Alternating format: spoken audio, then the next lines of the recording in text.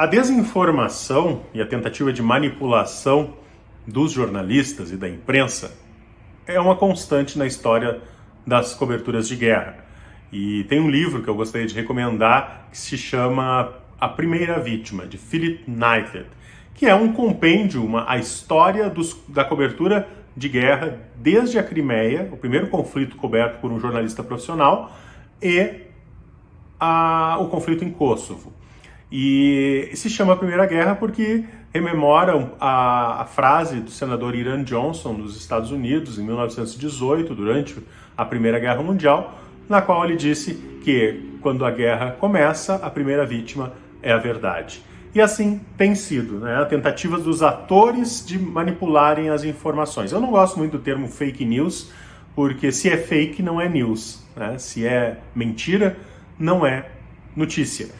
Mas eu prefiro utilizar o termo desinformação, que sempre existiu. Embora a gente fale hoje de desinformação, sempre houve tentativas de desinformação até como arma por parte das forças beligerantes. E cabe ao jornalismo, né, denunciar, trazer à luz a verdade. E um dos grandes fatos internacionais de conflitos trazidos à luz foi aquele massacre de My Lai, ou My Lai, no Vietnã, trazido à luz por um jornalista nos Estados Unidos, né, enquanto os Estados Unidos, as Forças Armadas, mentiam o fato de terem produzido um massacre lá no Vietnã. Após aquela exposição, também houve uma tentativa de controle nas guerras seguintes por parte dos Estados Unidos, no Afeganistão e especialmente no Iraque, trazendo os jornalistas para dentro das Forças Armadas, né? Os famosos embedded, os embutidos, jornalistas dentro das Forças Armadas, o que dava maior controle para os americanos, para que nada vazasse fora daquilo que lhes era interessante. E, ao mesmo tempo, isso criou enormes desafios éticos, porque havia acordos que as empresas de comunicação e os jornalistas faziam sobre o que poderia e o que não poderia ser divulgado. E lembrando que os jornalistas embedded, embutidos nas tropas, ao mesmo tempo que produziam conteúdo, eles também eram protegidos por essas tropas no fronte de combate. Então isso criava também conflitos éticos.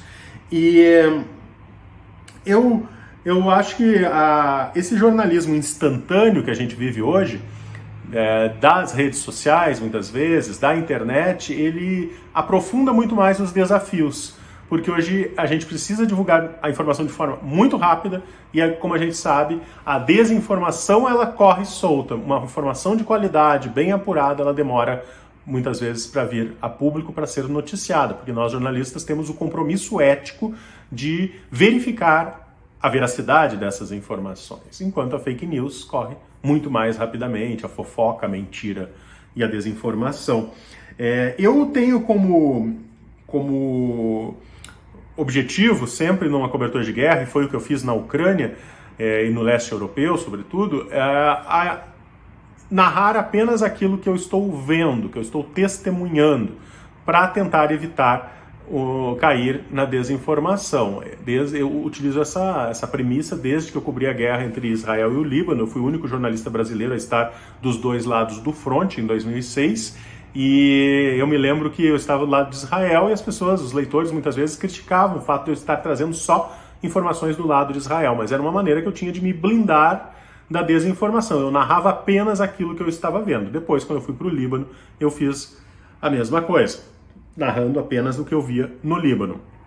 Na Ucrânia ainda nós temos o episódio que torna mais difícil o ponto de vista ético, que é a dificuldade de acesso às forças russas. A gente contou a história da guerra em grande parte pela história do país invadido, daquelas pessoas que estavam sofrendo agressão.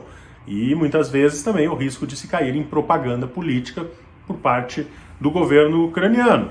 Mas eu também escolhi este lado da guerra porque, na minha avaliação, é sempre importante a gente mostrar o lado daquelas pessoas que estão sofrendo mais num conflito, e este era um conflito de agressão. No caso, os ucranianos eram aqueles que mais estavam sofrendo, né? Além disso, eu escolho sempre o ponto de vista humano, né? E como a gente faz essa escolha, é claro que a gente precisa ter cuidados éticos ao entrevistar as pessoas, porque essas pessoas estão sob trauma, estão muitas vezes feridas, com medo e desconfiadas. No caso da Ucrânia, eu encontrava muitas pessoas refugiadas, especialmente que estavam saindo do país e que estavam com muito medo de contar suas histórias, de serem tratados como militantes russos, infiltrados, espiões, então uma população muito desconfiada. Então é muito importante a gente não perder o senso, o lado humano